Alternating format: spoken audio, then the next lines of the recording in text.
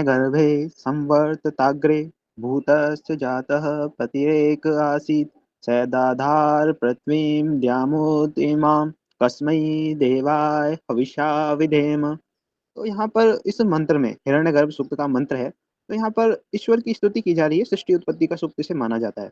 तो हम जानना चाह रहे थे स्वयं की खोज में कि ईश्वर कौन है अथवा ईश्वर से हमारा संबंध क्या है।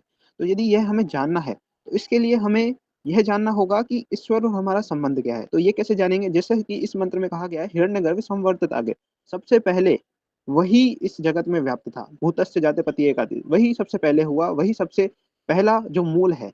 उसके बाद उसे ही हिरण्यगर्भ बोला जाता है। हिरण्यगर्भ मतलब एक गर्भ में जो प्रकाश था, जिसे मतलब बिग बैंग थ्योरी में बोला जाता है पहले कि एक क्लोज डेंस मास था, है ना? तो ऐसे ही ये था, हिरण्यगर्भ था, है ना? तो उसी ने ही विस्तार किया, है ना? तो उसी के विस्तार द्वारा ये द्याम यानी प्रकाशमान ग्रह, नक्षत्र, लोक आदि बने।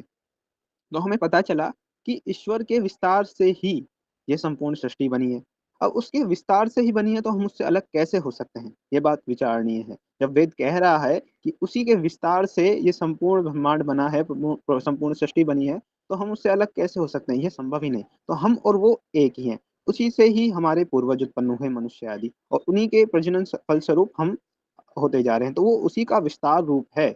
वो ऐसे ही विस्तार करता है। वो पदार्थ से पदार्थ में विस्तार करता है, ऊर्जा से ऊर्जा में विस्तार करता है, मनुष्य से मनुष्य में, पक्षियों से पक्षियों में। इस तरीके से विस्तार ये होता जाता है।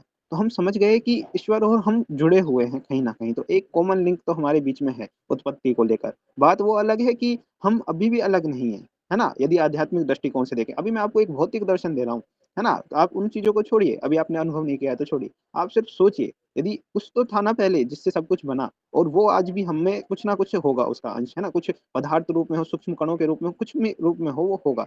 तो यह बात विचारनी है कि कुछ तो है ना? जो हमें कॉमन पॉइंट देता है। तो इस तरीके से एक हिरण्यगर्भ का ये सूक्त हमें बताता है। इसी तरीके से और जो मंत्र है वो भी हमें बहुत सारी चीज़ें बताते हैं। तो ये बात विचारनी है कि हम और परमात्मा अलग नहीं है। बस इतना एक विज़न होना चाहिए आपके माइंड में क्लियर, तभी आप स्वयं की खोज की ओर बढ़ पाएँगे।